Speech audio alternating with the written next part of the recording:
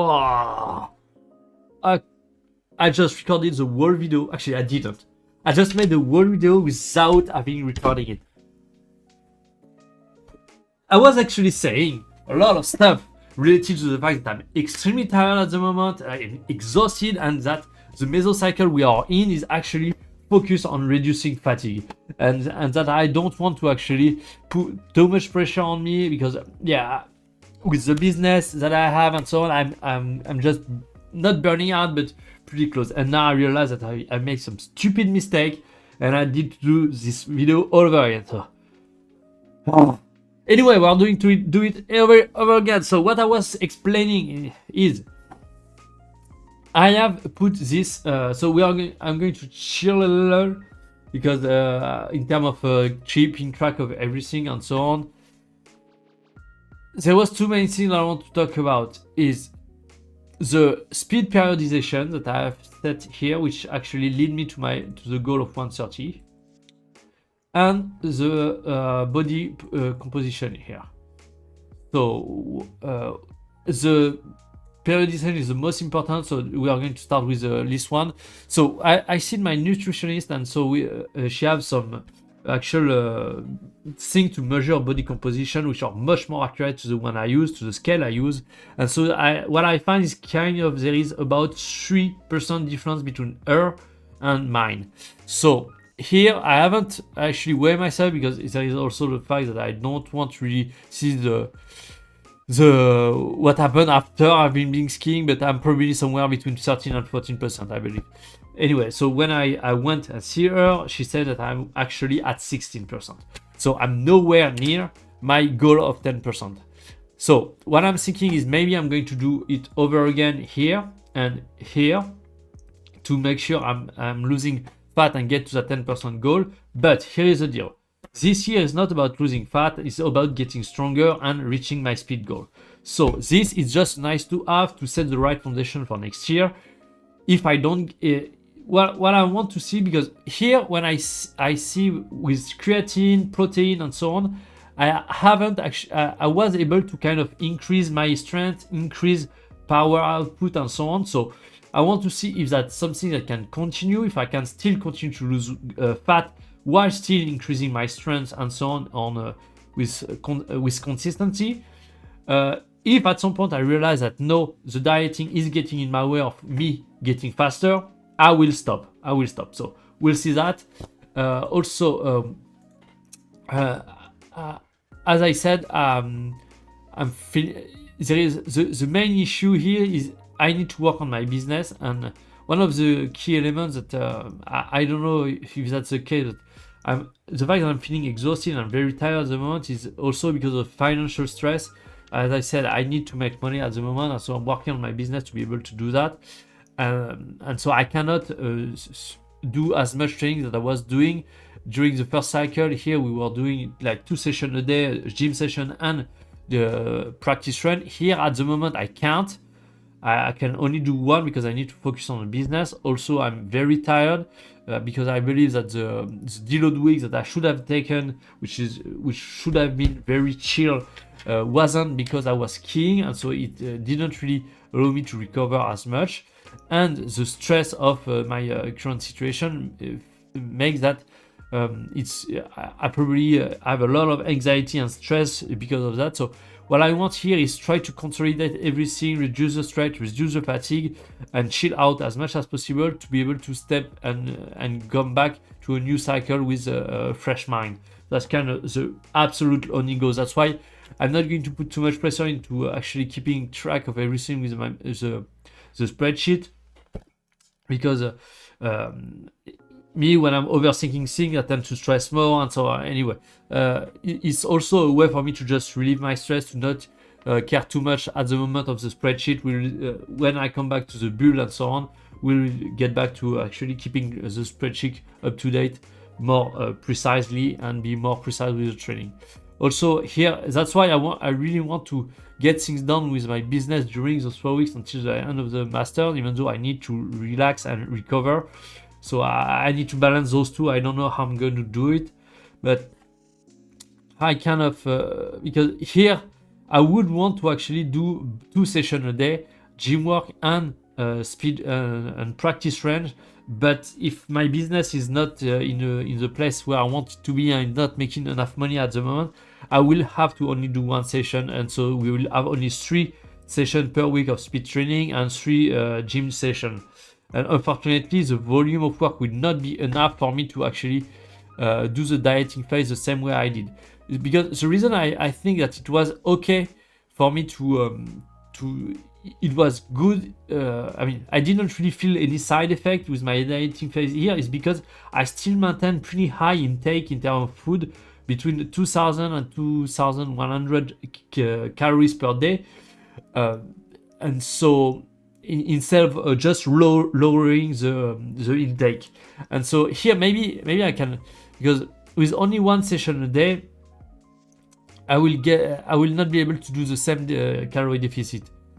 If I want to have the same calorie deficit, I will have to reduce the intake. But if I reduce the intake, that's will probably going to increase drastically my fatigue, which will lead me to less good performance in everything. So I don't know. That's kind of the very tough thing to talk about. Anyway, so I want to explain the idea of deload. Let's move on. So when you are working on periodization, you want to progressively overload the weight in the gym, for instance. But here this is about speed, and this is about the schema that you're looking at. Week 1 for a 4-week mesocycle, you go about 80%, then 90%, then 100%, and then you deload at about 70%. But that's kind of the raw number. In terms of perceived number, it's going to be more about, okay, 70%, that's somewhat easy, but you're putting a little bit of effort, then you're putting a good deal of effort, and then you're going all out the max you possibly can. So in terms of perceived, that's like going above and beyond what you can do. And then the deload should just, after a week like this, should just feel like you're only giving 50% or even lower than that. But in terms of raw numbers, it's more or less what we are looking at. And so here, the idea is, I have those average in mind, but the deal, so as I told you, I'm going to do 120 balls. So we have a warm-up part, which is eventually is going to go up to about 120 balls. And then we have 80 balls of actual speed work, or at least, yes, let's say it's speed work. So for this speed work, the idea is I want my average to be above that. And so I'm going to kind of work my way to constantly stay above those landmarks. So each week I will have, okay, this week, for instance, I know that I need to get my average above 111 once I am in the speed work part of the session. And keep pushing it. And deloading every now and then, we are going to have a deload, which allow me to, okay, chill a little. I know that I only need to get above 110 for this session, so I can. So since the last session was 112, it's like way more easy. This is going to allow me to reduce the fatigue to prepare myself for the next cycle. Because if you just only keep pushing, you will burn out and you won't be able to create that overload. And so periodically having an overload that allow you to reduce fatigue dramatically is going to be a very key element here. So that's kind of, there is only the idea of taper, which is still creating quite a bit of overload. It's just that I really don't, now that I've realized, I really don't have a lot of room for error to be able to reach 125. Even here with not having a big deload here, but where I'm thinking that might be okay is because I'm doing a lot of of very little cycle, only 3 weeks mesocycle or very short. Generally speaking, mesocycle are either 4, 5, or 6 weeks, but they are very rarely 3 weeks long. So those are going to be very little cycles. So I don't think I'm going to accumulate too much fatigue here, which is going to allow me to actually consolidate things and really build strong foundation. But this one is going to be the big one that is going probably to generate the most amount of fatigue. Then we have a little one that is going to keep pushing it. And then I think this one is going to be kind of required somewhat of 3 weeks deload almost, which is going to act as a taper and peaking. The goal here is going to be mainly just to reduce the fatigue accumulated over the previous months.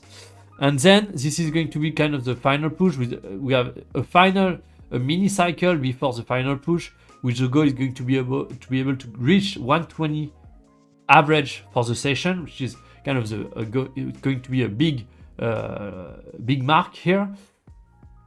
And then this is going to be the final push. And I have added those 3 weeks after, because I don't know if I'm going to be able to make it or not. And so if I can't, well, I have still 3 weeks left, because that's going to lead us to the end of November. Normally, at the beginning of November, I should already be in recovery reset 2 months before the next season. But we'll see that. Because I need to reach my goal. So if I can't make it here, because this is going to be kind of the final push here, if I can't make it here, I'm going to do a microcycle going down to 123 for the session, 124 and 125 again, and try to reach my 130 goal. So honestly, I never seen anyone talk about that in that way, doing speed training in a periodization way. I have no idea if that's gonna work. The only thing that I know is, for me, that just makes sense. That just makes sense in the way that it's built. You cannot just keep pushing speed over and over and over. You need to periodize it. And so I think that's the most intelligent way. And also, that's not going to be just about speed, because as I'm doing that, I'm going to get stronger and stronger. I haven't put it, but my goals here, actually, I've changed my goals. Heavy squat, it's not for 10 reps. I'm looking more at 1 reps. So we have 5 plates. That's kind of my goal by the end of the year. 120, 180, 1 reps, 1 reps, 1 reps, 1 reps, 1 reps. And so here, light bench, we are going to go for 140. And heavy deadlift, 226 here, and I believe I can actually make it happen. And light deadlift, we are going to be about 220, so which put us to 5 plate, 6 plate, 3 plate, 4 plate, and 4 plate as well here. So that's kind of the goal.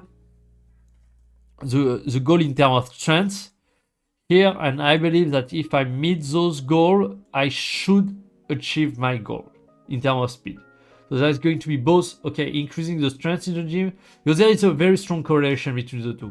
As strong as you are, and so, but I need to take weightlifting way more seriously than I was doing until now, meaning that I need to use my belt and kind of support things, because because I was kind of doing this, as I said in previous video, I kind of have a very good genetic when it comes to getting strength, but at some point I feel that I start reaching some weight that are actually very tough on the bodies, just not necessarily the joints, but not necessarily the muscle, but the joint and the soft tissue and so on.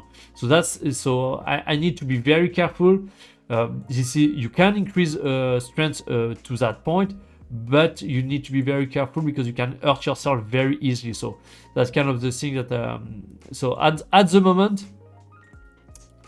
heavy squat, I'm consolidating during this deload, this month, this mesocycle of kind of deload.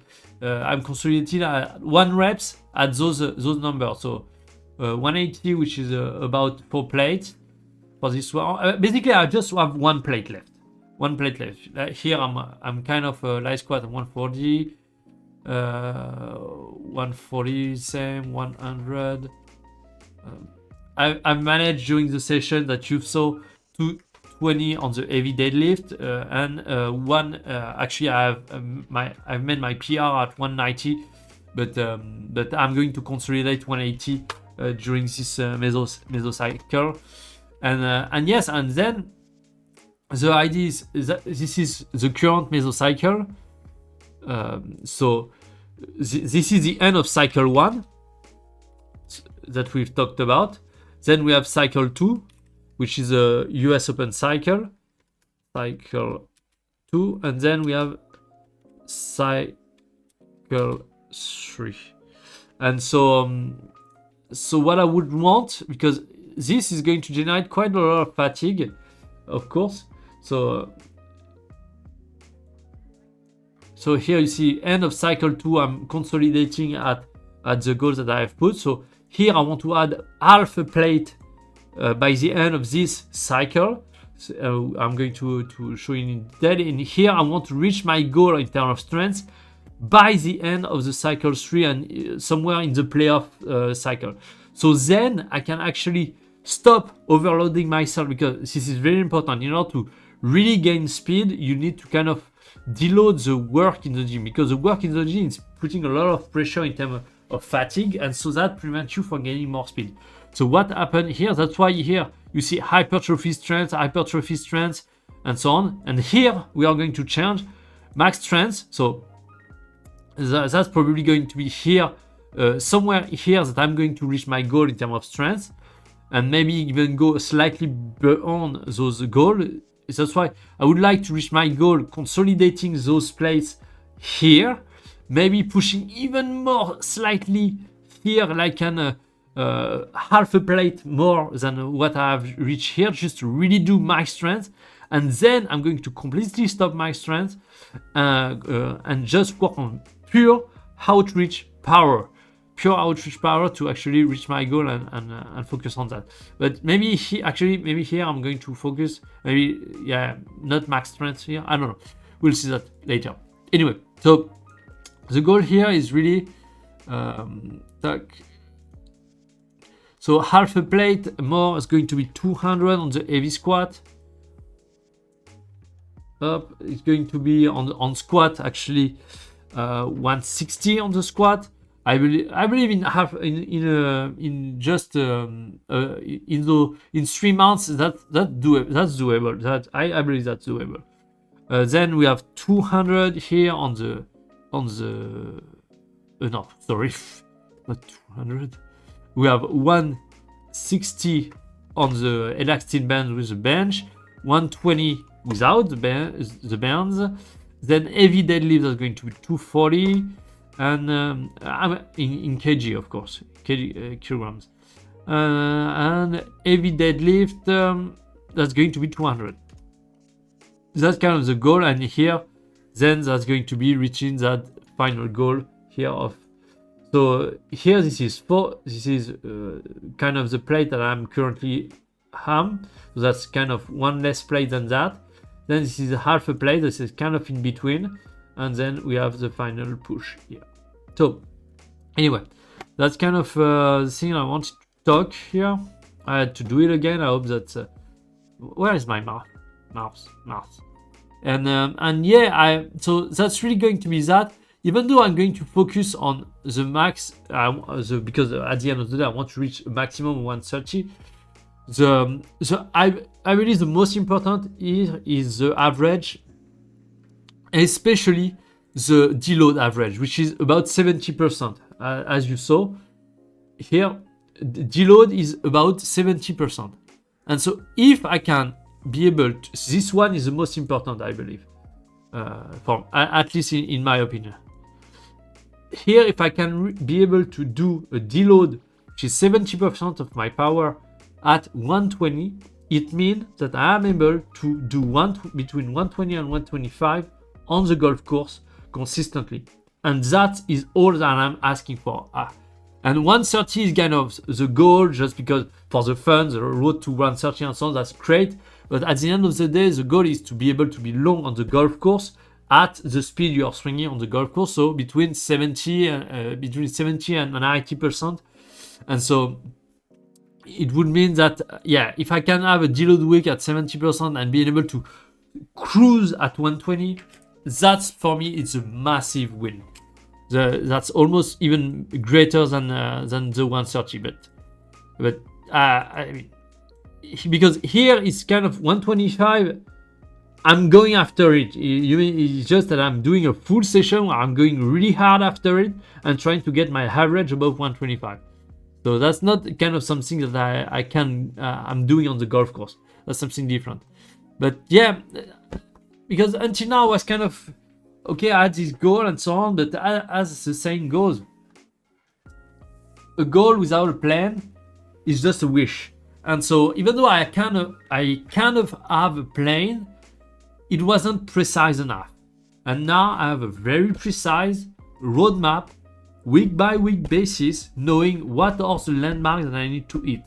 And increasing only by 1 mile per hour a week with deload week in between to just chill and relax my nervous system, I believe that's kind of that's doable.